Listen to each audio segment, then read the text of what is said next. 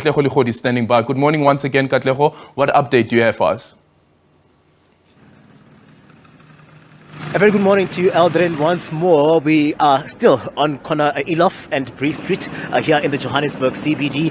This is where businesses are starting to count their losses.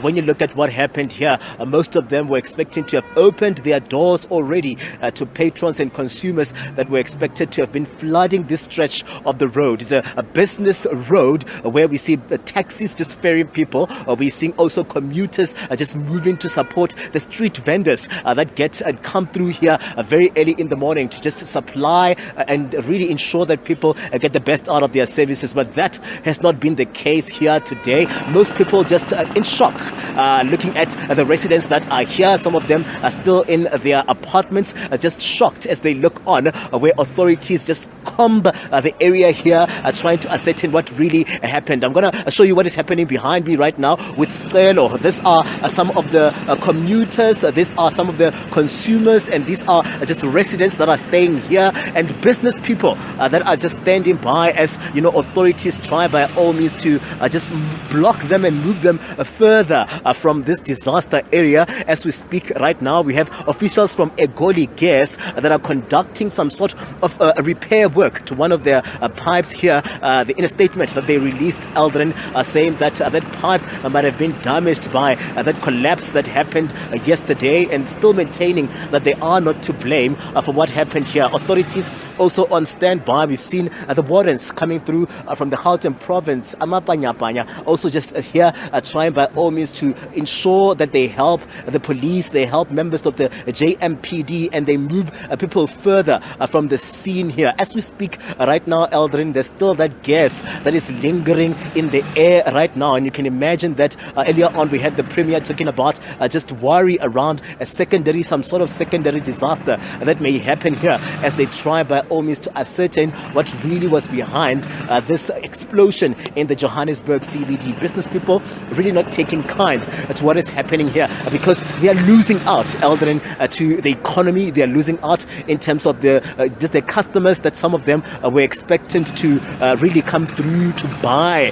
here very early in the morning. My guest here is someone that is a general manager for a bakery, so you can imagine it's cold here today, and most people would have approached this bakery to buy magwinya and the likes, but that is not the case because the business is closed. Also, the meat store that he's a general manager of here on Elof Street closed for business, and most of the business people here not taking kind to really seeing this issue of an explosion that they did not plan for. I'm going to bring into the conversation one of my guests this morning, just now coming through to help us make sense of the losses. Now you guys are closed for business. We've seen, you telling me earlier on around some of the, people that would usually frequent the area, frequent your business, especially the bakery, to get their goods in the morning. But this has not been the case right now, as we really don't know even in terms of how long this operation here is going to take. Welcome to the SABC.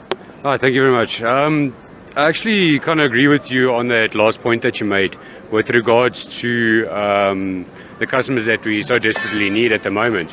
I mean, we just came out of a massive water shedding, and both businesses, the bakery and the butchery, strive on water. We need the water to produce, especially like our bread, things like that in the butchery for the Russians. So we strive on that water, and we had this 7-day cut, whatever it was, that we were without water, which already put us in a big loss, you know what I mean?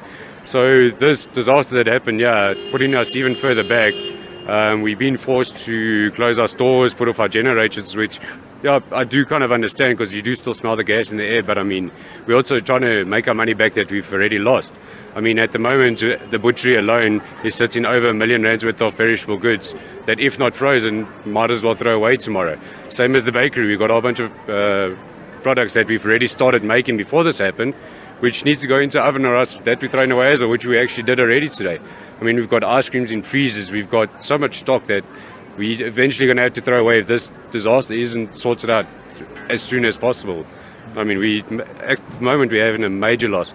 There's a few customers in the morning as well that we tried to open and try to push through, but because of the disaster that happened, there was problems with our internet. I mean, lines were down. There's so many problems just today alone, never mind what happened yesterday. I mean, it was chaotic. People were just running all over the place. Nobody actually knew what was happening. It's absolutely, it's crazy. I can't believe that all of these things are happening all at once. I mean, like I said, it's the water shedding, it's the load shedding, all of this. It's taking massive toll on the businesses, and at the moment, we're going to struggle to keep the doors open. I mean, some of the staff are even worried about their jobs at the moment. Because, I mean, how can we try and support the business and the staff at the same time? It's becoming a difficult balance. And it's going to come to the point where we're going to have to close doors. I mean, when we close the doors, how are we going to support our families? How are we going to get through life? You know what I mean?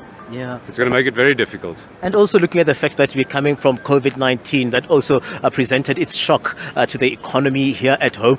Let's just talk about your understanding as business people of what is happening here. Have the authorities tried to come and explain? Have there been some sort of communication that would say to you that, hey, that would allay your fears to say that as businesses, please bear with the authorities as they continue to comb through this scene and try to get to the bottom of what happened.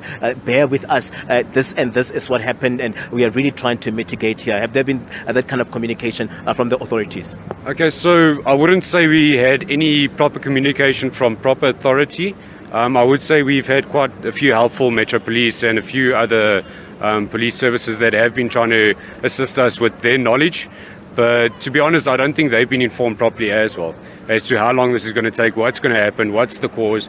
I mean, for a disaster like this and so many businesses having to close, I would expect literally Becky clearly to come stand here and tell us what's going on, what's the solution, what we're going to do, how we're going to resolve this, and how long is it going to take. We need affirmative action. We need somebody to step in and tell us exactly what's going on. Because at the moment, we're just getting maybe this, maybe that. We don't know how long we're going to be closed. We don't know if we must tell our staff to come into work tomorrow. We told them, be on standby, we'll let you know. But we want to give them that a certainty that, yes, you can come to work tomorrow, let's make money. But we can't give them that. We don't know what's going on. We don't. We're getting very minimal information. And now, what does this mean for an economy that has been ailing over time? We know very well that also Gauteng is a large contributor in terms of the GDP where the country's economy and finances are concerned. Really, what does this mean for the economy when your business is not able to run? We're seeing also banks that are not able to open and operate here today along the stretch of the road. Just the economical impact. Just really weigh in on what this would mean for an economy just in general. Look, if the economy actually survives off this, I don't know, because yes, you are dead right, this is a big center, like we're in Central, where the economy does grow. This is the place where it can grow. But us being offline like this, it's like you mentioned earlier on with COVID already, that already took a big knock on the economy. I mean, it's going to take a lot. The government has got a lot of work to do if they want to get this economy back up and running. Really do, because like I said, it's going to be a big knock, not just on small businesses, on big businesses as well. I mean, in a previous game that I know about, I know of so many massive company giants in that industry that have already closed their doors. I mean, liquidated because of this economy, because of price increases. I mean, there's so many price increases. Just over a year ago, we were selling a loaf of bread for it was R7.50 if I remember correctly. At the moment we're selling, and it's just a year later, we're selling a loaf of bread for R13. I mean, that just tells you already how the economy is going and how everything's just going up. I mean, it's going to end up where we're going to start paying R1,000 for a loaf of bread if it carries on. Honestly, because everything's just declining, everything. Now, thank you very much, and Godspeed, man. Everything of the best where this is concerned. Businesses really not taking kind, Eldrin. You heard him saying that they're already counting the losses here. Perishable goods that are on standby, they were ready to be moved here, but they can't be moved because the authorities have asked them to close shop in terms of their business activity here, and saying that also the workers find themselves in limbo because we don't even know if we should come to work tomorrow or what is going to happen in this regard. But I must say to you that authorities are hard at work to ensure that they move people further away from this gas and what has been happening here in the Johannesburg CBD. Banks also affected here, closed. So along the stretch of the road, you would see a hive of activity, but this is not the case as we speak right now. And that impact would also filter down to me and you as consumers. You had now they're talking about the fact that the bread has almost doubled from last year, and we can end up just paying around 1,000 for bread if we continue to see these shocks coming from various quotas that would then mean that the economy and the businesses are being hard done here. But we'll continue speaking to some of those and also the consumers as well to find out really how this is affecting them. And just notably is the fact that some of the residents are still in their apartments as we speak. I'm just looking up. It's a flat here, and just Lucem Mansion just behind our camera operator there. And this is where then you see that really some of them have not moved from this area, but the gas is still lingering in the air. So a cause for concern where that is concerned. Eldrin? Thank you so much, LEGODI there in the Johannesburg CBD. And as we've indicated a bit earlier on, LEGODI saying that one of their pipes were affected, and that could be the reason behind this strong smell of gas in the CBD, but still denying that their gas pipes are the reasons behind this explosion.